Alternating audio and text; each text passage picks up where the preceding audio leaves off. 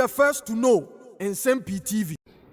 And chair ana a press briefing every the presidency asue ebeto abontin. Na ni nyina efa 6 August military helicopter crash na claiming the lives of ministers of state the late Edward Kofi Omanibuama and near defense minister the late Murtala Mohammed no say minister for environment science and technology the late Samuel Sapon and Akukudama no moka anana mo on board no moka crew hu na omode helicopter ekonya akwanhia ewo adanse akrofum eno na report na ebeto abonten no Ghana for na ye concern ewo so ye pa say helicopter ekotehweye Ghana Mpukuku dam biye ministers of state efemu ahwemo nkwan die na nam so ekoba ya helicopter yi ekotehweye empenifon bi afemu ahwemo nkwanyame enfom kra nsi na ye reporter captain Fodjo ede ababeto edwa no Ghana for astate ede nsem tudwa efa report no na ewo Angel FM breaking news so abana kodu Dickson atenase ana ofre international diplomatic consultant Farouk Whaaat ono de se eba aviation won sensema onimu papai enimu die pa ewo mu waben ewo mu ye pa na ensema odi tudwa efa helicopter crash no ana reporter efi the presidency asoye ababeto abonte no so utie papai ensema odi tudwa na Ghana Eurade ode yenjebre yentie ensema Farouk Whaaat edito kodu Dickson enim efa reporter efi Jubilee House ababeto abonte efa 6 August military helicopter crash claiming the lives of ministers of state and Akukuda mebre no ode ya passe sanya Facebook for bi ebusebusa se papa no ode report no kan report no adan ebi chese adan na pressure fan side bi chese said the buofuo na yedin na bema mebre semu no enti yankọ ahoma no so na yebebo ntofa kakra pa na asemu ba ye international relations expert Farouk Whaaat ya nua wa be wa mansamu pa otu kwande bia wonam yem nya dade a eta ne na adwen komo ya passe ekoro sesi an ekote bibi madam the professor no prof be mo akwaba Could you so what to say? Yeah, who ya pa Ghana for say international relations professor which that dear ma that do say dear babe duro nie na nsa na omunya ma no aka ho asem say report that the papa in some obobo so ni mood kra wo ma the presentation Farouk who is saying you maybe 5-10 minutes please. I'm sorry to say sir because the report nowadays the highlights in the business aspect of it. Recommendation Ghana Air Force would acquire me a new, they have to acquire modern aircraft, they have to acquire this, they have to do this. Yet more of his recommendations. A thought does not remind you the yet suggest the fully fledged answers of the accident is what to me our dema. One, but you say who can say there was no tracking.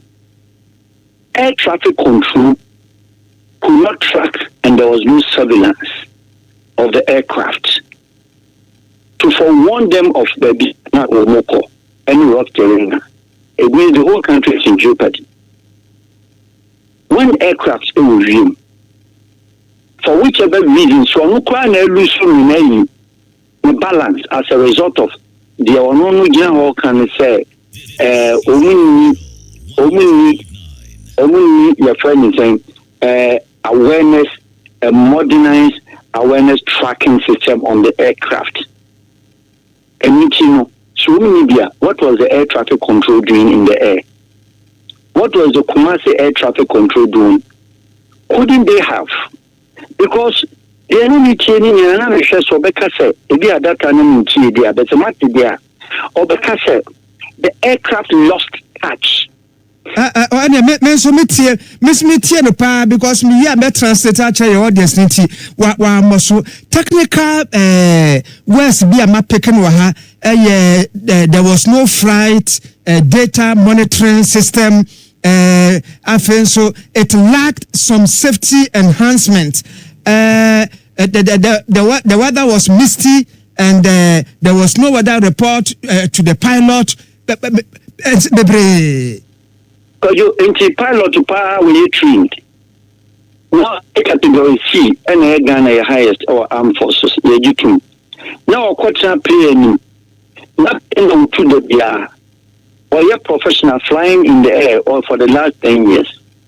Now the catcher mean Ghana for laymen and women say flight no team. There was no recorder. Now, if there was no flight recorder and a black box, no, and then I have some information I will a recommendation, mere recommendation, and you will find this now soon. The findings emanated, and I say originated, and I say magically conjured from a infant. The flight recorder, voice recorder, the FVR, no, and you see the flight in you, and a pilot data recorder, no. She may be in a flight, which is the whole connector said, we must as well throw it away. We might as well, we should as well as throw it away because then again, you're only basing on arguments, assumptions, and I say presumptions in our demand report.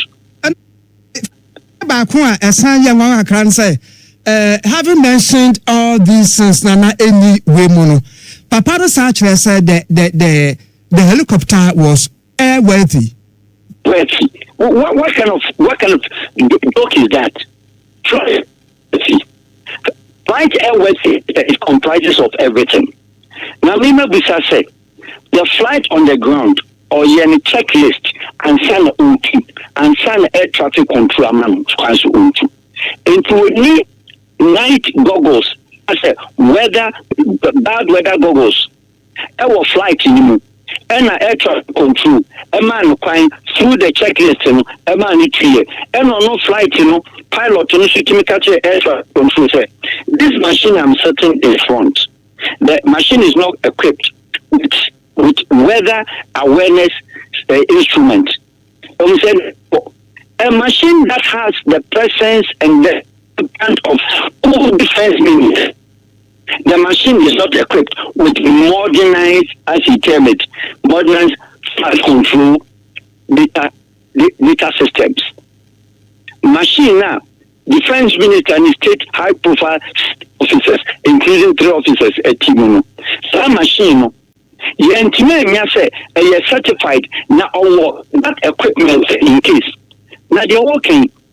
Young Koto modern one, could you Z9? A French for a Chinese said the air can. Before the having a Chinese for the plane. A Chinese for license aircraft. The aircraft tonight, your friend is 9. A 365 Dolphins. French for. It is Z9. You see China for a French for license. A French phone certifies our machine and a Chinese for its maton. For your information. A French phone a license and having for some machine we say between machine with Timiton. A 3 penny we say. America phone CH Chinook. And a French phone 365 Dolphin. And a China for Kotor license. Your friend license, every Airbus. At that time, near helicopter. Helicopter for a year flight, a man a license and the Chinese for. Into the papa came. Could you who said so China airways only flight data control. And now we said there was a limitation of the machine he could not see whatever. Now me pass say flight in a museum. No Ghana Air Force for any air traffic control. It's not machine in no more. After that, I'm sure baby or has a flight time. And your woman a report to military for and a report is a flight now. Because you know, some guy. Aye. And the flight in a know. I wanted your own car once, and then I may make back angel for normally the leaders of this news in this this crash. Say, when you can't change a flight in Ida, the flight now could be in a destination. In the flight in a Messi, and I was some the measures of Papanaka. Because of crowd question, say, we share time no plane 2 year, any number of hours. And son on Baba Casa plane, I ran crowd, no crowd, not just a hokrano. There were so many questions to be answered. It's questionable. And I feel so I could do Papa no Sabi. Ghana, you queen one massy. So Papa we had to catch Ghana for say. The rescue operations, it was very tiny, the word he used. It was very tiny. Very tiny. Papa we say. And yeah, it was it. We were using sticks. Now can't travel Air Force. When you go to Dickson, or Air Force. Any paratroopers and then your friends saying flight airborne officers. Into airborne for when Timam for plane I'm you. I'm an airborne for entity. Now we can't just say yes 6. We have to anything slippery. These are what is called social illustrations. You don't need social illustrations. We need I come Mr. President's room on where then. A movie Janra. A movie can say, Sekobasi near Felicio for Sukachi honorable the baby now. Don't give him a map report on this. Chief of Staff in Team map report. Even His Excellency John Mama, His Excellency, every just one of my report, I make a Samuel Bongo. Because the country not go beyond a year. Country not go beyond, say I establish a fund, Ediama victims or more a family. Country not go beyond so we breaking news officially. When it comes to the report, the data reporting, I was looking at set and quiet introduction near Pedia Ubia Soye now. I am the Z9 because China for the prefer or go back to Kumson because I'm in a small machine. On the machine we are then. Your business. It's an accident to machine. Now we are in investigation. Now we can technical. Because you sign your money any aircraft in Muno. At this time, I got a car. Now it be a mechano. A brand new car, but you share no. Not a union. Jacking them. Because you're jacking them. Men call Toyota manufacturer. I mean, because Ford before. Now, I'm going to jack na. Metro jack their two. Side equipment now can winning no. This I say you got toy no. You be said to wake home. Who wake home. Etio common guns. I told my Ghana military, Ghana police near there then. See I could touch you now, which have been a consultant that the Scorpion new Ghana police as the lead consultant. You besides a mope boggles at the CISO and as a mope SYZ so for sniping. Very easy access and then also point shooting direction. Farouk, baby, I'm not Papa no crack say. Before say a helicopter no ba betu no. One brief pilot no. Whether a situation say ensu ato anase bia e bosi ana de boso mo anya bi no say etu ya de ho no so no institution bi ba be ya no ana. For example bia Ghana Meteorological Agency I want to see a question obu ho ana. Yeah, no kokojoy. Meteorological department so part of the air traffic control monitoring meteorological. And now pilot. Never say we are causing financial harm to the state. And you said pilot no access or any checklist. We make a share meteorology. So at the top tower no say we need any surveillance gadget instrument to determine and to be able to navigate through rough terrain. Now after ministers, no after Nipanuatim, now Air Force one momaka. Me share Air Marshal. Now me share say Air Marshal of Ghana our 4-star general Bonabati. He's supposed to be the person. Now can you paint him with some? Now, journalists are calling. Saying selective justice as to when a winner be question because it could be rehearsed. There's a technical journalist here, then he's trying to bastardize and useless the existence of Ghana Air Force. There shouldn't be an Air Force because they all cannot say without delay immediately enter machine.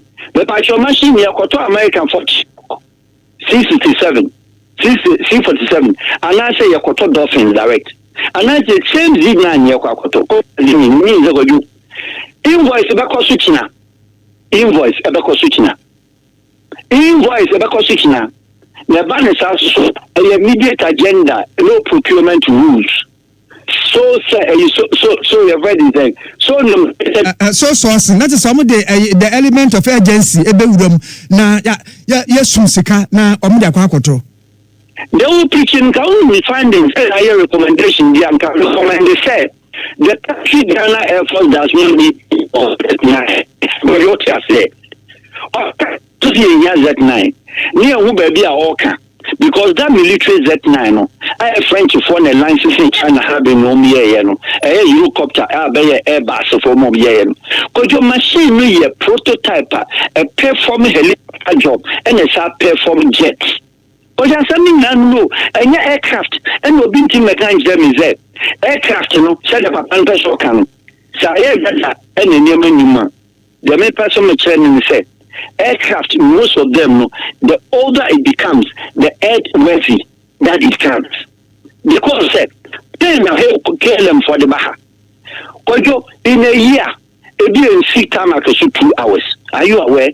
Or this see Accra, ebe do Amsterdam, or this see no, or free mommy machine air Sydney.